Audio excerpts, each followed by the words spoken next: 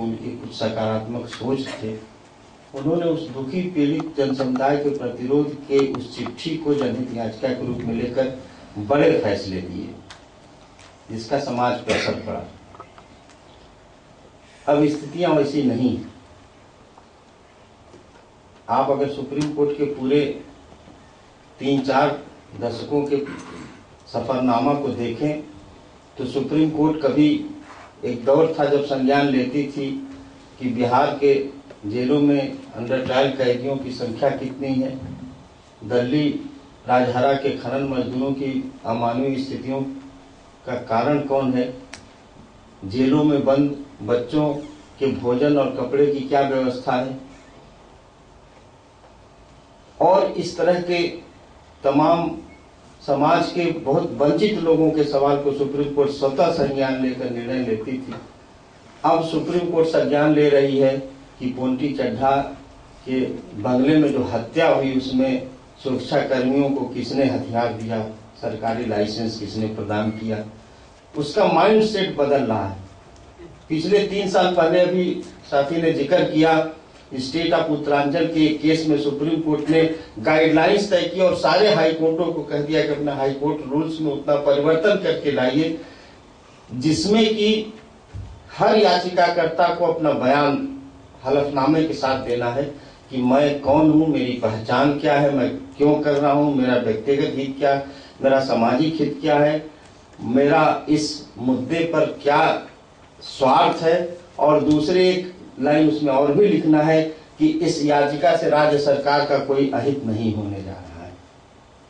ये भारत के संविधान के तहत बने हुए सुप्रीम कोर्ट के आदेश पर इलाहाबाद हाई कोर्ट समेत सारे हाई कोर्ट ने अपने हाई कोर्ट रूल्स में यह चीज किया है। और आज जो जज साहब बैठते हो देखते हैं कि आपने वो हलफनामा दिया है कि नहीं, वो सारे कंडीशंस लिखे हैं कि नहीं, जिसमें अपने क्रेडेंशियल्स को आप बताते हैं और इसमें ये भी बताते हैं कि स्टेट के खिलाफ हम नहीं कुछ कर रहे हैं। तो ऐसे में साथियों एक चुनौती भरा काम है, और इसलिए भी काम है कि सत्ता ने दलालों की एक खेप भी पैदा कर दी है, जो पीआईएल के जरिए शासक वर्ग को, पीआईएल के जरिए कॉर्पोरेट को, पीआईएल के जरिए कंपनियों को मदद कर रहे हैं। वो लोग खुद अपने कंपनी के खिलाफ पीआईएल करा के उसमें बिना बहस के उसको पेंडिंग रखे और छोड़ देते हैं, ताकि दूसरा अगर आप पीआईएल गंभीरता से करना चाहें तो एक होता है कि ये साहब दूसरा पीआईएल मेंटेनेबल नहीं है, एक पीआईएल ऑलरेडी इस विषय पे चल रही है। तो हम लोगों को खासतौर पे ह्यूमन राइट्स लॉ नेटवर्क के तमाम हमारे मानवाधिकार संगठन के लोग यहाँ पर जहाँ इकट्ठा हैं, हम लोगों की प्राथमिकता यही रही है और यही रहेगी भी कि जो समाज का वंचित तबका है, जो शोषित तबका है, जो हाशिए पर है, चाहे वो महिला हो, चाहे बच्चा हो, चाहे दलित हो, चाहे आदिवासी हो, चाहे वो एड्स पीड़ित लोग हो, चाहे जेलों में बंद कैदी हो, चाहे शिशु गृहों के अबोध बच्चे हो, चाहे प्रिजनर्स हो, चाहे प्रकृति हो, चाहे पर्यावरण हो, चाहे नदियां हो, चाहे घाटियां हो, चाहे कृषि को बचाने का जीएम सीड और इन सारी चीजों से मामला हो, जो पूरे देश में कारपोरेट की लूट है, जो पूरे देश में एक नई आर्थिक व्यवस्था के तहत पूरे संसाधनों की लूट है, उसमें जो लोग बेघर किए जा रहे हैं, जो लोग बेरोजगार किए जा रहे हैं। जब हम एचआरएल, जब विनायक सेन की रिहाई की मांग करता है, जब एचआरएल सीमा आजाद की रिहाई की मांग करता है, जब एचआरएल के कार्यकर्ता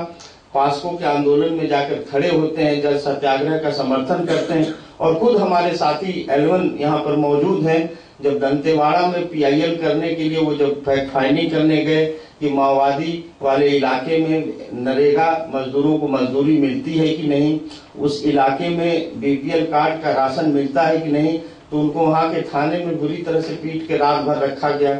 वहीं पर हमारे किशोर भाई भी काम कर रहे हैं। हमारे रांची संगठन के साथी अहमद यहाँ पर हैं। जो आज चल रहा है, जो वॉलमार्ट को बुलाने के लिए सारे शहर में, सारी राजधानियों में बड़ी जो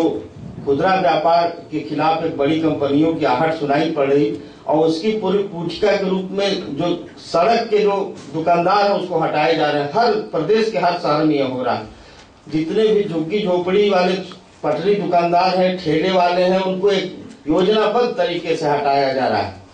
उसके खिलाफ रांची हाईकोर्ट में पीआईएल करके उनकी जो आजीविका की रक्षा किया हमारे एचआरएल के लोगों ने, वो सिर्फ ये नहीं है कि पटरी दुकानदारों को की आजीविका बचा ली, ये इसलिए भी महत्वपूर्ण है कि वॉलमार्ट के खिलाफ, कॉरपोरेट के खिलाफ एक देशव्यापी जो लड़ाई है, उस लड़ाई में हम जनहित याचिका के माध्यम से शामिल हो गए। हम केवल लीगल राइट नहीं दे रहे हैं, बल्कि हम एक बहुत बड़ी सामाजिक आंदोलन में उस याचिका के जरिए अपनी पोजीशन को क्लियर कर रहे हैं। तो इसलिए साथियों, जब हम फर्जी इनकाउंटर हो, कस्टोडियल डेथ हो, कस्टोडियल रेप हो, जेल में हत्या हो, कस्टोडियल बच्चों के साथ जो जुल्म होता है, जो इलाहाबाद समेत तमाम, इन सारे सवालों, ये सारे सवाल जब हमारे चिंता के केंद्र में रहते हैं, तो हम उसको कहते हैं कि वो एक जनहित याचिका है जिसकी एक सार्थकता।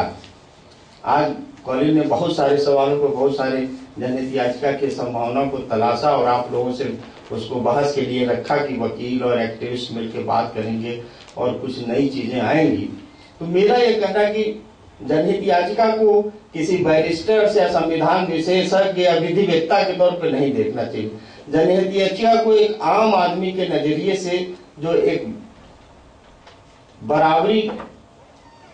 पर आधारित एक समाज के बारे में सोचता है, उसके नजरिए से देखना चाहिए। इसीलिए जनहित याचिका के लिए बेहतर होगा कि एक्टिविस्ट जो हमारे साथी आज बोल रही थी, जो साथी बोल रहे थे, उनके अंदर हमारे से ज्यादा क्षमता है कि वो कोर्ट को, जो हेल्थ के राइट्स पे, जो प्रसव वाले स्थान के बारे में जिस तरह से कन्विंसिंगली अपनी बातें करें कि अपने अनुभव से, अपने अध्ययन से, अपने लंबे संघर्ष से, मैं समझता हूं कि अगर वो हाई कोर्ट के सामने, सुप्रीम कोर्ट के सामने अगर उसी अंदाज में बातें रख दी जाए, तो किसी एडवोकेट से जो 50,000 1 लाख फीस लेता है या जो क्लाइंट को बड़ा बहुत घुमाता रहता है, उससे बेहतर कन्विंसिंग बातें हम आप रख सकते हैं। क्योंकि आप जो है वो, मैं कहता कागज की लेखी, मैं कहता आंखन की देखी, तू कहता कागज की लेखी। हम तो लिखा हुआ आपका बता रहे हैं, आपने अपना देखा हुआ बताया है। और इसीलिए जनहित याचिका को बहुत जटिल और बहुत उबाऊ भी नहीं बनना चाहिए। जो कॉलेज साहब ने सुबह बताया था कि सारे फैक्ट्स को आप तरतीब से सिलसिलेवार रखते चले जाइए। अगर कानून का आप जानकारी नहीं तो कानून के उल्लंघन की बात न करिए, लेकिन अगर थोड़ा मोड़ा अगर आपने अध्ययन किया है कानून का या किसी मानवाधिकार के क्षेत्र में काम करने वाले वकील से के संपर्क में है, तो वो कानून की भी बात रख लीजिए और आपको क्या चाहिए वो भी रख लीजिए। और जनहित याचिका में कभी कभी ये भी होता है कि एक घटना के बहाने आप पूरे उस क्षेत्र या पूरे उस राज्य के सवाल को उठा सकते हैं। जैसे कस्टोडियल डेथ का अगर कोई केस आपने उठाया, आपको अखबारों में पता चला है कि वो हिरासत में मारा गया है, जो कि पुलिस कभी नहीं मानती है, और आपने उस पर थोड़ा मोड़ा अध्ययन कर लिया, नीलावती बहेरा, यह सब केसेस एक आध भी पढ़ लिया, और उसके परिवार से, उसके चश्मदीद गवाहों से, उसके मोहल्ले वालों से बयान ले लिया, FIR मिल गया, पोस्टमार्टम मिल गया, तो आप यह भी मांग कर सकते हैं कि उत्तर प्रदेश में कस्टोडियल डेथ की कुल कितने केसेस ये पिछले 1 साल में या पिछले 5 साल में हुआ, और उत्तर प्रदेश में कस्टोडियल डेथ के केसेस में पुलिस को क्या सजा मिली, और उत्तर प्रदेश में जो सजा मिली उसे लागू किया गया कि नहीं। तो एक्सपायर्ड भी करता है। PIL अपने जो रिलीफ है, जो आप उससे याचिका में जो अनुतोष मांगते हैं, जो रिलीफ मांगते हैं, उसमें एक्सपायर्ड भी करता है। एक घटना के जरिए आप पूरी उस समस्या को उठाने की क्षमता PIL में होती है। लेकिन PIL में सबसे बड़ी खूबी होती है कि उसकी सरलता, उसका जटिल न होना। और इसीलिए सोशल एक्टिविस्ट के लिए, हम लोगों के लिए इस समय बहुत बड़ा एक कारगर HRL के होता है। हमारे साथ लॉ के इंटर्न्स काम करते हैं जो विभिन्न यूनिवर्सिटीज में रहते हैं, और लॉ फर्स्ट ईयर में रहते हैं, उनको सेकेंड ईयर में कंपनी, थर्ड ईयर में कारपोरेट के बड़े बड़े एडवोकेट्स के कंपनियों में जाते हैं। फर्स्ट ईयर में उनका दिमाग बहुत साफ रहता है, फर्स्ट ईयर फर्स्ट सेमेस्टर। तो उनको आप किसी भी गरीब के बस्ती में भेज दीजिए, किसी भी मलिन बस्ती में भेज दीजिए, किसी भी वायलेशन में भेज दीजिए, एक तो गांव नहीं देखे रहते हैं, दूसरे वो गरीबी नहीं देखे रहते हैं, तीसरे वो बहुत अभाव नहीं देखे रहते हैं। तो वो कुछ, उनको वो बड़ा एडवेंचर का टूरिज्म भी उनको लगता है कि मैं एक ऐसा हिंदुस्तान देख रहा हूँ जो मैं अभी देखा नहीं था। मैं ऐसे बच्चों को देख रहा हूँ जिसको मैंने सोचा ही नहीं था कि अब हमारे पड़ोस में, हमारे जिले में, हमारे तहसील में ऐसे भी बच्चे हैं जो स्कूल नहीं देखे, जो स्लेट नहीं देखे, जो चाक पेंसिल नहीं देखे, तो उनके जरिए हम लोगों ने बहुत काम किया। इलाहाबाद और उत्तर प्रदेश का अनुभव है, हम लोगों ने बहुत बड़े बड़े PIL इन स्टूडेंट्स के जरिए, और कुछ ऐसे भी स्टूडेंट्स उसमें हम लोग पकड़ रखे हैं जो 3rd ईयर 4th ईयर में पहुंच गए हैं, लेकिन हम लोगों को काम कर रहे हैं। तो अगर 10% ऐसे लोग हैं जिनके अंदर मानवाधिकार के प्रति या इस प्रोफेशन के प्रति थोड़ी सेंसिटिव हो जाते हैं, तो यह भी बहुत अच्छा उदाहरण है। और मैं चाहूंगा कि जो जन संगठन अपने साथी विभिन्न प्रांतों के हैं, वो जितने नेशनल लॉ यूनिवर्सिटीज हैं या जितने 5 ईयर्स वाले हैं, उनके बच्चों के साथ जरूर संपर्क करें।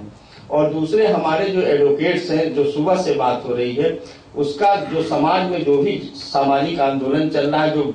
समाज में गैर बराबरी के खिलाफ जो भी आवाज उठ रही, समाज में जिस भी तबके के तबकाई आंदोलन चल रहे हैं, उसके साथ अगर हम जीवंत रिश्ता नहीं रखेंगे तो हमारे जनहित याचिका कोई एकेडमिक लेवल पर करने का कोई मतलब नहीं। हम एक टूल, एक इंस्ट्रूमेंट के तौर पे इसको लेते हैं कि समाज के परिवर्तन में चाहे जहां भी कहीं कोई आवाज उठती है, उसमें एक वकील के रूप में हम कहाँ उस दस्तावेज पे हस्ताक्षर कर रहे हैं, यह भी एक हमारे एक एहसास है उपलब्धि का। और जनहित याचिका को इस रूप में भी लेना चाहिए कि वो जो सरकार है, जो सत्ता है, उसके खिलाफ एक आवाज की तरह से लगती है, और जुडिशरी को भी उसमें आप सेंसिटाइज करते हैं, क्योंकि मौजूदा दौर में जुडिशरी का जो सबसे बड़ा जो है जो जोखिम है, वो जुडिशरी बहुत कारपोरेट माइंड है। जुडिशरी प्रो एम्प्लॉयर होती जा रही, प्रो अपर कास्ट होती जा रही, प्रो कैपिटलिस्ट होती जा रही है, और प्रो सिस्टम होती जा रही है। उसमें बहुत प्रगतिशील तत्वों को, जनवादी लोकतांत्रिक तत्वों को निकालना एक बहुत जोखिम भरा काम है। तो जो इस तरह की आप अभियान करते हैं जनहित याचिका का और